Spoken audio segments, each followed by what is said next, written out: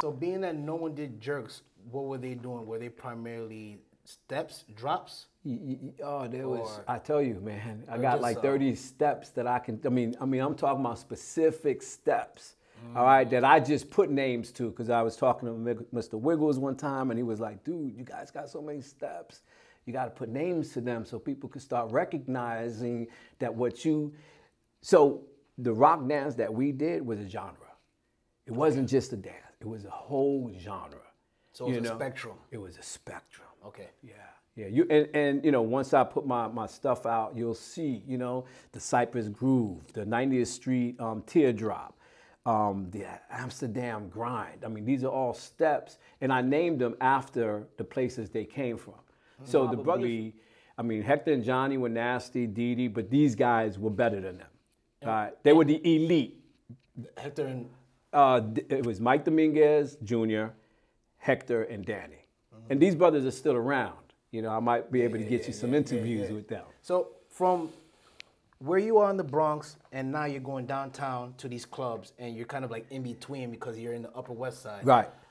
What was like the style differentiation between these people? Like did the Upper West Side dance different than what you were seeing in your neighborhood? Did you go downtown and those brothers in the clubs coming from different neighborhoods brought a different flavor based on where they were from? Or was it kind of like people were kind of following these general steps and movements, but everyone had put their little flair to it? I think it's a combination of those things, right? Okay. So so you had rock, but it was a developing dance. It was new. So you had these brothers, I'm telling you, as a group, collectively, we was as talented as Mikhail Baryshnikov, Sammy Davis Jr., Gregory Hines. We were that in the street. Yeah. That's who we were. Yeah. And we took our stuff really serious, and we would come up with stuff that was really sophisticated.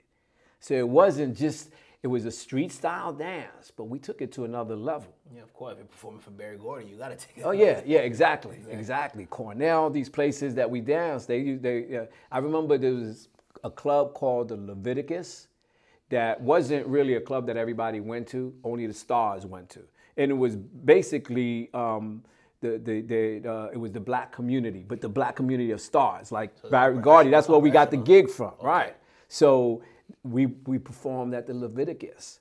And that's when they fell in love with us and said, you guys got to come over to Barry Gordy's party. We're going to surprise him with you guys, right? They took the whole crew, but they really liked me and Enoch. We did a show at this other club called The Reflections, one that we didn't really party. We knew about it. It was older and it was a lot salsa, right? And they had just really invited the hustle dancers and the salsa dancers.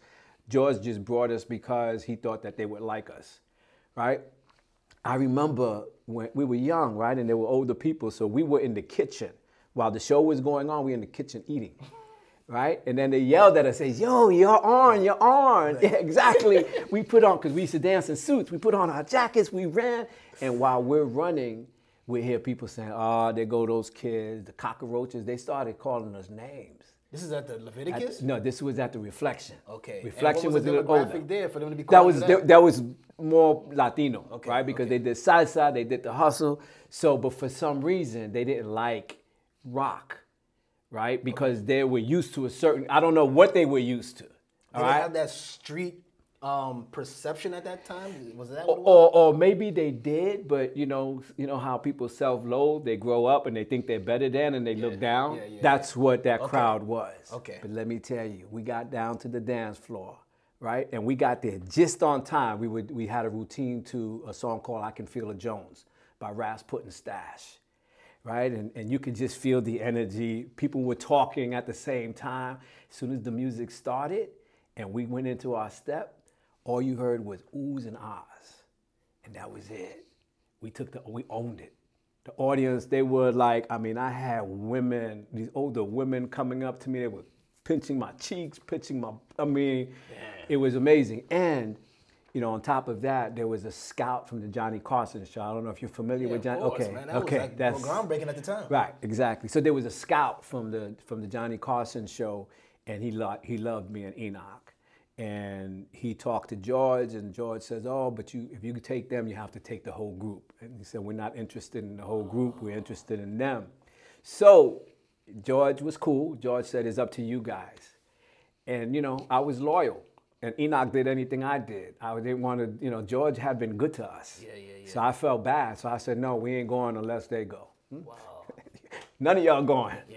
So again, that's why we thought we were really gonna, we were ahead of our time. It wasn't time for us, Yeah. But we had aspirations, man. We really thought we were gonna hit it big. So, you guys are making your rounds, doing gigs, and kind of just... And still going to clubs. Still going to clubs. Oh, yeah. Heck yeah. And now the years are starting to pass, 71, 72, 73, 74. What are you seeing throughout these years from 71 to 75, 6? Well... Are you seeing an evolution throughout the years? Are you seeing different things come in? Are you seeing different people come in? So it was after 72. So I would say for me, it was from 73 to 76 where these clubs just blew up. Okay. They just blew up. What happened also was, so the Jewish mob, they got their liquor licenses, right? And they stopped letting us into their clubs. Yeah. Because we were buying liquor, and that's where they made their money. So I remember going the first place, right, that you had to make a line and they choose for you to go in, wasn't Studio 54. It was this club called the Adonis, right? So the owners of the Adonis were the same owners from the Contiki, from this other club called the Charisma, the Red and White. These are all clubs. So when one club closed, they opened somewhere else.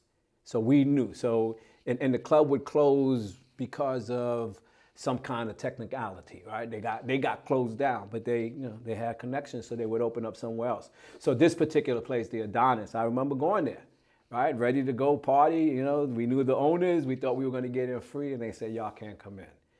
And then we said, what are you doing, man? Why are you treating us like this? Y'all take up the whole dance floor, you don't buy no liquor, and you take my patrons' girlfriends. Wow. So y'all can't come in.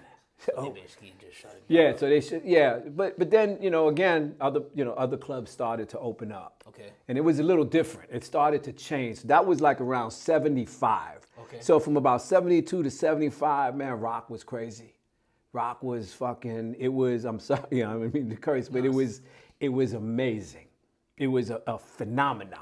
And that's when people from Long Island, from Delaware, they would come, and then before you know it, they opened clubs in Long Island. There was one called Chaz that, when I went there one time, they were like behaving like we did. So they came, they mimicked us, and they took our culture. Wow. Right? So it also really... Black and Puerto Rican or different demographics? Yeah, Black, Puerto Rican, white, Black. Now we're talking everybody's getting down, because now it's shifted from this underground, rock, soul, to disco. Disco started to come in. Disco started to come in, and the music started to change. Do you feel like that negatively influenced rock, or that took it somewhere else? It took it somewhere. I mean, it was, we could have hung in there, I guess, but because it started to shift, change is tough, right? When you're used to a certain way. So we said, we became disinterested.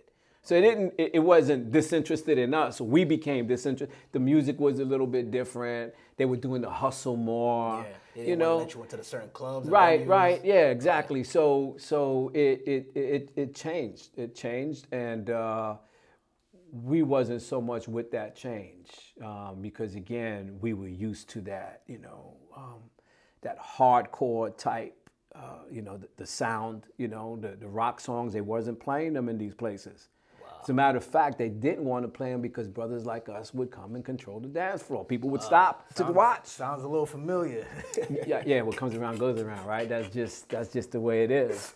So that's what was happening back then. So we said, heck with it. There's other brothers who kept dancing. There's brothers who came afterwards. I know me and Enoch had stopped. He got into the religion. He got a job. His girlfriend didn't want him to dance anymore. So I remember it was in 77, I think, Willie Marine Boy called me one and he said, yo, I know you're not dancing with Enoch anymore. I got some shows hooked up. Do you want to get down? And I was a little hesitant because my boy, there was nobody like Enoch. Yeah. Enoch was the best ever. So after Mike Dominguez and them, we took them. We took that. Yeah, so it was always, we took it. And for me, there was nobody after us. So even when I danced with Willie, we had a good time. We did some good things, but it wasn't the same. So I just said, nah. You just bowed out? Well, yeah, and then I went back to school. Wow, okay. I went back to school. Did you, before we go there, I want to kind of just stay in the era real quick. You're from the Bronx. Yes. And they say the birthplace of hip hop is the Bronx. Right. So were you going back to the Bronx, hanging in the Bronx, were you seeing early rumblings of the hip hop culture emerging? Absolutely. And what were you seeing? Absolutely, 100%. So from the rock, right, I believe came disco. And then right after disco came hip hop. Okay. Because then so hip hop though, so when rock started to fade as we knew it, then we started clubbing in the Bronx, right? So we always clubbed in the Bronx. There was a club called the 310 that we would go back and forth. When we got tired of going downtown, we'd hang out in the 310. But then other clubs started opening up in the Bronx. And that's where I lived, so I partied. Yeah. And that's when I started to hear rap. And I could dance to anything. And if I liked the music, but I didn't get into it because I was already moving on. Okay. Right? So yeah, all this stuff was starting to happen. We saw breaking for the first time. And tell you the truth, we didn't like it. Again, change, right? We like, what's that? Because if you were already kind of like when Rubber Band was just doing splits, right, exactly. Well, to us it was gymnastics, right? That's what we called it. We called it gymnastics. We didn't. Enoch said, because like I went to Enoch and I said, look at what they're doing, and I took him to a park, and he said, that's not dancing. That's not, and I was a little impressed, but when I heard him say that's not dancing, I was like, I went with it. And by that time you were like 18, 19, right? Yeah, I was about that, yeah. Okay. Yeah, even maybe 17, I'd say. The first time I saw breaking, I think I was about 17, so it might have been 77, 78. That's when I know people say it was before that. I'm not sure because I didn't, and I was from the neighborhood. There might have been some stuff happening, but it was the beginning and nothing real concrete. It's just doing it as exactly. That's what I saw. And at that stage too, like when you went there, you didn't want to like not to say contest them, but you didn't want to like put yourself in the mix of what was going on, or you just watch as a spectator. Yeah. We didn't want to put ourselves in the mix. That was a different thing, It was like a different thing. To us, it was a different thing, right? Okay. Little did we know that it came from what we did, but we didn't look at it that way. We thought that, honestly, that they were messing up what we had created. Wow. We didn't, again, I grew an appreciation for it later on. Of course. But at that time, you're dealing with change, and like I said, change is a little difficult. You're not used to seeing something, and then again, we took our dance really. I mean, we would practice hours and hours during the course of the day. We would study. We would go. Me and Enoch went to the zoo several times to watch the way the animals move because they have this cool flow to them. Wow. So that's how deep we were. It makes sense that now you're coming and seeing that, you're kind of like, what's that? Yeah, and then there was a lot of attention, right, given to it. And so there was a part of us that was jealous, why didn't we get that? Again, like I said, we came before our time. They weren't ready for us. This world is, they were not ready for us. But we opened the door. For a lot of other brothers to get in. Of course. So by the time breaking came, I think, the world, part of the world was ready for it. Now, I had no clue it became what it became. I mean, I knew about it, but did you completely? Because a lot of similarities between a lot of you guys, a lot of you older dancers, is that you guys bowed out of the scene to the point where you were unaware of anything going on. Yeah, from time to time you went back to the block or went to a birthday party, something, and people danced. we went to clubs, right? Okay. But now remember, so the clubs we went to were our age. sophistication. Right. So it had changed, you know, and it wasn't rock anymore, but I could still get down. Yeah. So they played, you know, it was more like disco, and yeah, and they combined rap, and I could dance with anybody. And at that time, all we did was chase women. That was the goal. That was the goal, man. My first wife, I met her in a club. Wow. You know, so we became, you know, we were partiers, but it wasn't like that. It wasn't. I mean, I never danced where I pulled a circle. I danced enough for a girl to like me, but it wasn't like that anymore. Put your presence instead. Right. So, and that was happening, but in other places we weren't part of that. You know, we were with an older crew now. It was a more mature crowd. Yeah. So that's what happened. I think we matured out of it. So much so that I wouldn't dare dance. I thought I was too old to dance at one time. Wow. We could get to that. Yeah, I thought I was too old. In that era of, like, let's say 80 to 86, that mass exploitation era, I'm talking about dancing with Ronald Reagan and the Beat Street came out and this and Roxy's and all of that.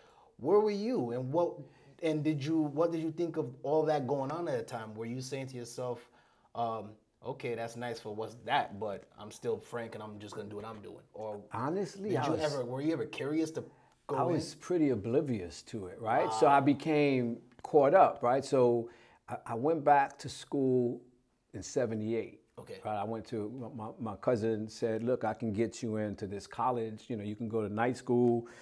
There's a community college, and then you can transfer into the university. I think I had to get like 24 credits so and I would get my diploma. Yeah, and that's what I did. Mm-hmm. So, and then when I got to Syracuse University, I went into their drama department. Wow. And I started to study acting. To a whole new realm. Okay. A whole new world. Yeah, wow. Yeah. And that was it for me. That's what I did. I studied acting. You know, I was part of theater companies. That was it. Wow. I became engulfed and immersed in the theater world. So at that point, even before you even dipped out, mm-hmm. for real, dipped out and went somewhere else, did you ever bump shoulders with anyone from Brooklyn? Anyone from that borough that was claiming that they represent rock too? Did you ever like? Never. Wow. Never. Because that didn't happen until I came back. You said Manhattan, it was like the meeting ground, right? Yeah. So you didn't witness anyone come up and say, "Oh, you rock? I rock too. I'm from this and that and this." No, it was just a given. It was a sacred thing for us, man. Wow. And you know, again, at that time, so from about '73 and on, me and Enoch became like, you know, we were the ghetto superstars of these clubs, man. You know, everything about us, you know, radiated that coolness I'm talking about. So it was never. Again, if we competed, it was, you know, for dress, you know, who was a better dancer. You know, who got the girls? Yeah. That was it. It was, you know, that's why when I came back and I saw the way they danced and they were calling it rock, I was like, they're fighting, man. They're not dancing. So, and they're humiliating each other. We didn't do that. You know, if you were humiliated, it's because I danced better than you. Okay. You know, and you came and you gave me a pound and we hugged and that was it, you know? And a lot of times it didn't even come down to that because people wouldn't get in. I mean, I remember Rubber Band had this circle. I went into the circle and he cut out. You know, so it wasn't. Respect thing. Yeah. It wasn't. You know, it wasn't about putting each other down. It was just about being the best at what you did. Nice. You know, we took turns at that. I gotta say. So the format was a lot different. It wasn't quote unquote the Apache line. No. It wasn't about really burning the opponent, but more so who was the more better dancer. Period. That's it. And it was contested more so like you go in, you do your thing, bam, you out. Me, I do my thing, and we let the people decide. Yeah. I mean, you know, so a lot of times, so when me and Enoch danced, we danced as a couple, right? You know, partnership. Okay. So we would wait. You know, we let everybody get their shit off, and then we say, okay, let's go. And we either just danced or we did routines. Nice. Routines was big at that time. Of course, that was like yeah. So we did routines, and that, you know, that would turn on the club, you know, and yeah. It was more like entertainment. Okay. Like when we went out, we went to showcase our shit. We didn't go to burn nobody. I mean, we used the word burn, like when we got home and we was on the train, you know, yo, you burn that motherfucker, you know?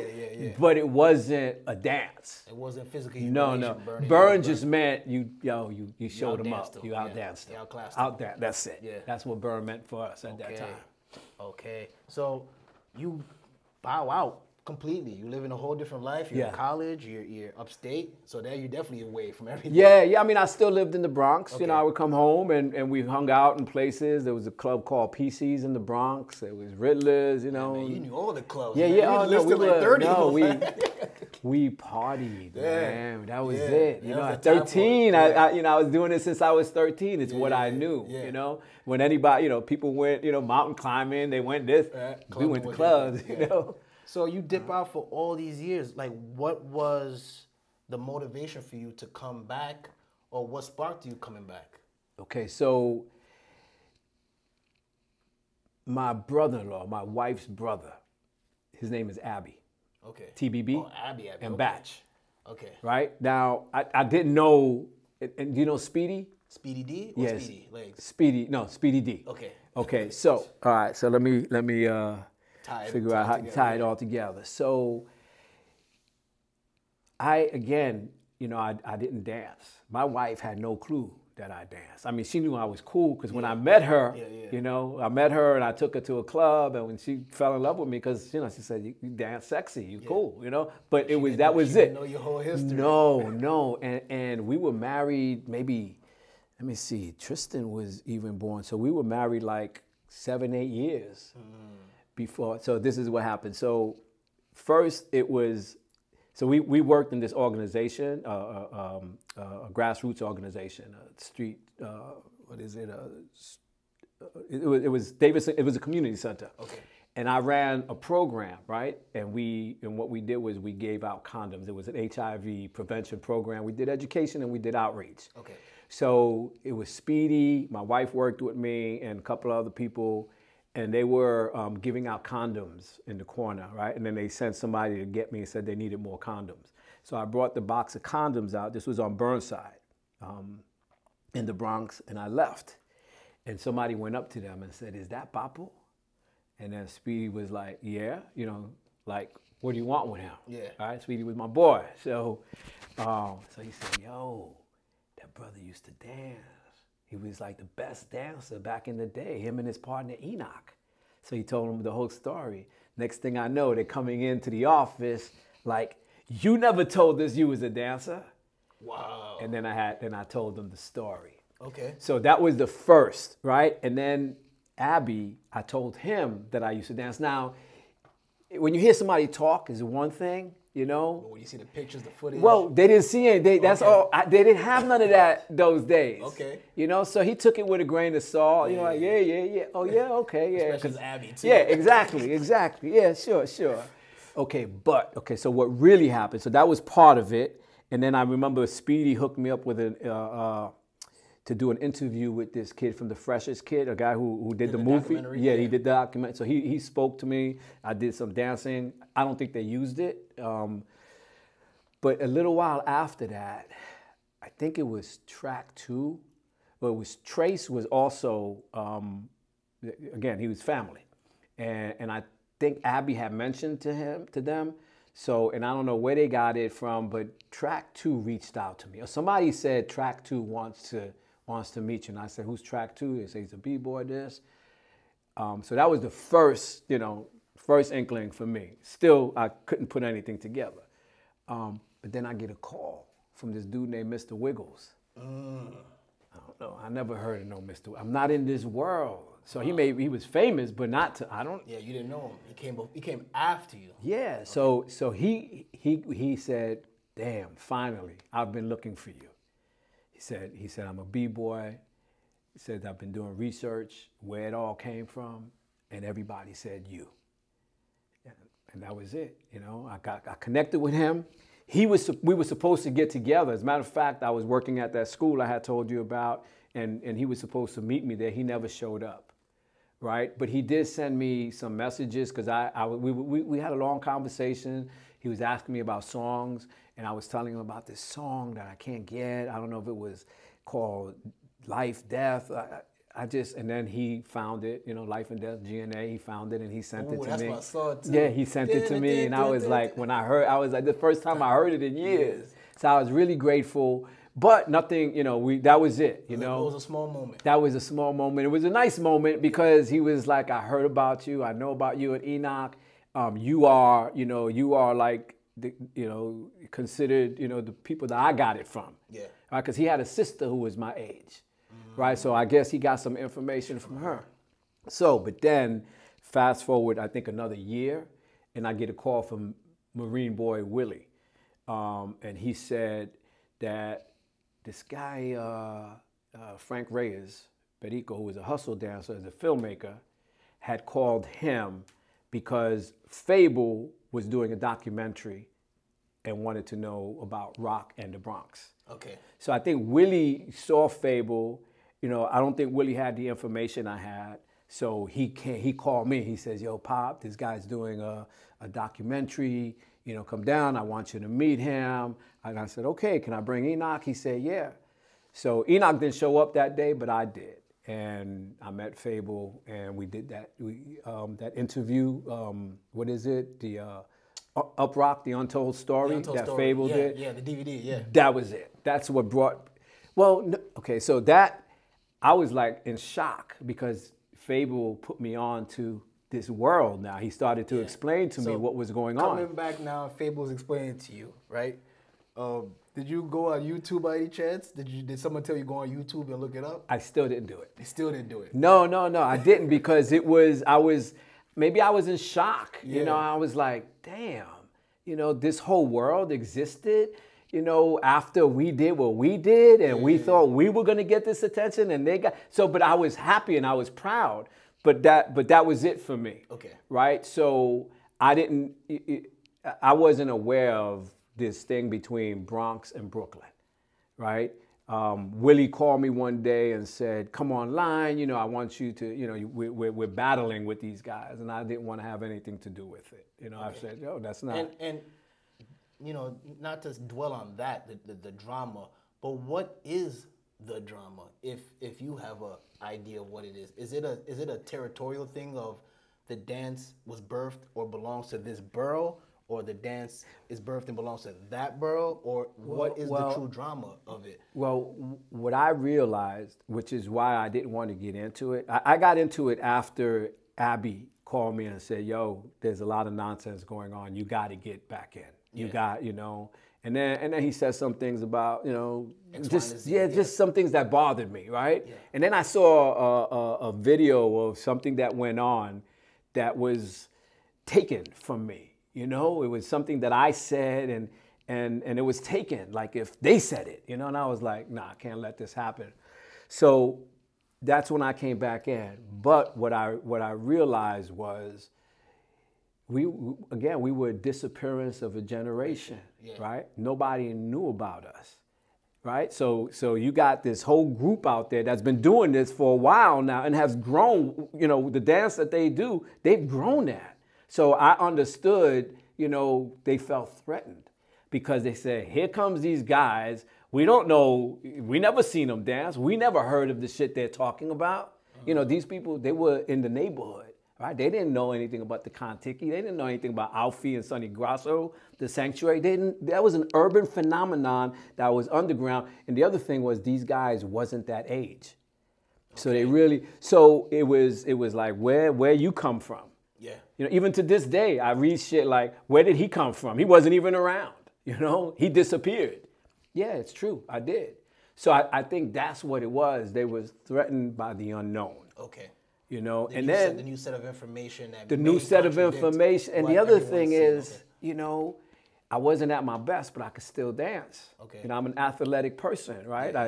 So it was easy for me to, I didn't forget the steps. I wasn't as good as I am now because I've been dancing now for like 3 years, but I was still good. Mm-hmm. And there was an intrigue about it, right? And I think that at first they wanted to embrace.